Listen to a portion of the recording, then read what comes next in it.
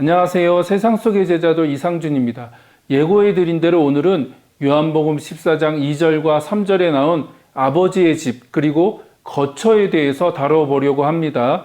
결론부터 말씀드리자면 요한복음이나 복음서 그리고 성경 전체적으로 아버지의 집 혹은 하나님의 집은 죽어서 가는 천국이나 천당을 의미하지 않습니다. 뒤에 가서 더 자세히 다루어 보겠지만 하나님의 집이나 아버지의 집은 하나님이 임재하시는 성전을 의미합니다. 그러므로 요한복음 14장 2절과 3절을 가지고 죽어서 가는 천당이라고 우기거나 예수님이 죽어서 가는 천당을 직접 말씀하셨다고 주장하시면 안 됩니다. 자, 그럼 이 부분을 자세히 더불어 빠르게 살펴보겠습니다. 가장 먼저 요한복음 안에서 아버지의 집이 어떤 의미로 사용되고 있는지를 확인해 보도록 하겠습니다. 사실 이건 어려울 것이 하나도 없습니다. 솔직히 조금만 관심을 가지고 요한복음을 살펴보면 아버지의 집이 죽어서 가는 천당을 의미하는 것이 아니라는 것을 알 수 있습니다. 이것을 너무나 확실하게 보여주는 구절이 요한복음 2장 13절 이하입니다. 이 내용은 제가 구체적으로 설명하지 않아도 여러분이 너무나 잘 아는 내용입니다. 보통은 성전 청결 혹은 성전 정화 사건이라고 알려져 있는데요. 저는 적절한 표현은 아니라고 생각합니다. 사복음서에 모두 언급된 이 사건을 문맥을 따라 자세히 살펴보면 더럽혀진 성전을 깨끗게 하시는 사건이 아니라 건물로서의 성전, 그러니까 사람의 손으로 만들어진 성전 시대를 끝내시고 새로운 성전 시대를 여시는 사건, 그래서 저는 이것을 성전 척결 사건이라고 불러야 한다고 생각합니다. 요한복음 2장 13절 이하가 이것을 아주 잘 보여주고 있는데요. 특히 19절을 보면 예수님이 이렇게 말씀하십니다. 이 성전을 허물어라. 그러면 내가 사흘 만에 다시 세우겠다. 그랬더니 유대 사람들이 이렇게 질문하죠. 이 성전을 짓는 데에 46해나 걸렸는데 이것을 사흘 만에 세우겠다고요? 하지만 이것은 사람들의 손으로 만들어진 성전 건물을 의미하는 것이 아니었죠. 21절을 보면 예수님이 말씀하신 성전은 자신의 몸이었습니다. 무슨 의미입니까? 육체를 입고 오신 예수님이 새로운 성전이라는 것이며 이제 하나님은 건물로서의 성전에 임재하시는 것이 아니라 사람들 가운데 임재하시겠다는 것입니다. 이것이 나중에 오순절 성령 강림 사건을 통해서 이루어지죠. 단순히 은사나 능력을 제공하기 위해서 성령 하나님이 오셨다는 것만을 강조하지 않았으면 좋겠습니다. 더 중요한 핵심은 예수님의 십자가 죽음과 부활 그리고 승천을 통해서 예수님의 몸된 교회 공동체 안에 하나님의 영이 거하신다는 것입니다. 다시 말씀드립니다. 구약은 하나님이 건물로서의 성전에 거하셨다면 신약은 예수 메시아를 따르는 사람들 안에 거하십니다. 그래서 저는 성전 청결이 아니라 성전 척결이라고 부르는 것이 더 적합한 표현이라고 생각합니다. 이것은 매우 중요한 개념입니다. 여러분이 먼저 이것이 정리가 되어야 요한복음 14장 2절의 의미를 제대로 이해할 수 있기 때문입니다. 그렇다면 다시 본론으로 돌아가서 2장 16절을 함께 읽겠습니다. 이것을 걷어치워라. 내 아버지의 집을 장사하는 집으로 만들지 말아라. 자, 여기에 분명하고 확실하게 나와 있죠. 예수님이 성전을 뭐라고 부르십니까?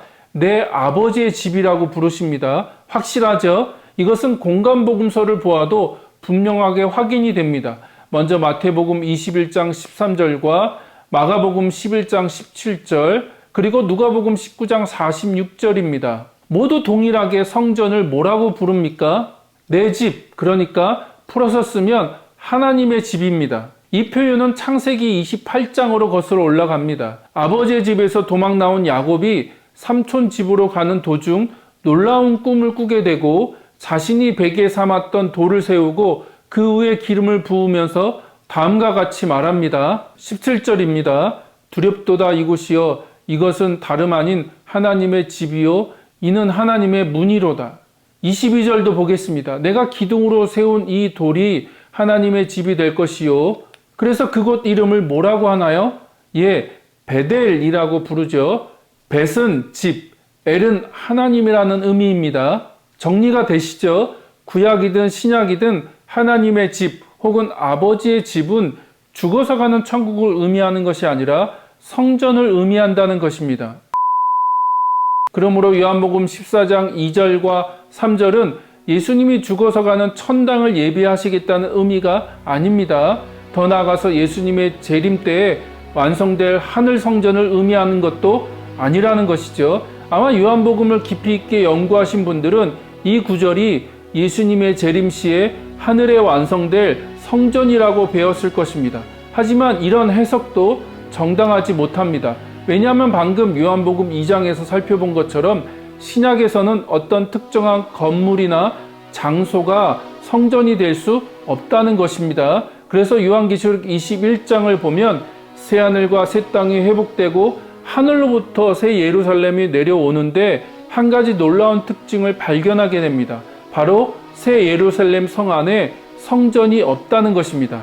자, 요한계시록 21장 22절을 함께 읽어보겠습니다. 성 안에서 내가 성전을 보지 못하였으니 이는 주 하나님 곧 전능하신 이와 및 어린 양이 그 성전이심이라.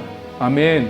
그렇다면 요한복음 14장 2절과 3절에서 예수님이 말씀하신 아버지의 집과 거처는 무엇을 의미할까요?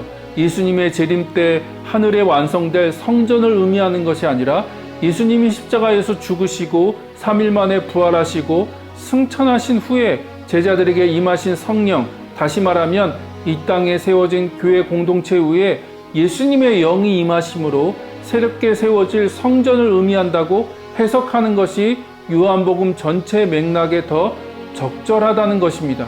이렇게 보면 요한복음 20장 이후의 내용들이 잘 이해가 됩니다. 특히 저희 눈에 두 가지 사건이 들어오는데요. 첫 번째는 요한복음 20장 22절인데 부활하신 예수님이 제자들에게 나타나셔서 그들을 향해 숨을 내쉬며 이렇게 말씀하십니다. 성령을 받으라. 그러니까 제자들 공동체 가운데 나타나셔서 그들에게 성령을 불어 넣으심으로 새로운 성전을 세우고 계시다는 것입니다. 두 번째는 요한복음 21장인데 디베랴 호수에서 고기를 잡고 있는 제자들 가운데 나타나셔서 그들과 거하시면서 함께 식사를 하셨다는 것입니다. 저는 이것이 요한복음 14장 2절과 3절이 말하는 바라고 생각합니다. 예수님이 마련하신 거처는 저 하늘 너머의 천당이 아니라 당신의 죽으심과 부활을 통해서 새롭게 세워진 제자 공동체 혹은 교회 공동체를 의미한다는 것입니다. 그러니까 예수 메시아를 따르는 제자들이 하나님이 거하시는 성전이 되며 예수님이 그 성전 안에 그들과 함께 거하시겠다는 것입니다. 어떻게 이해가 되시나요?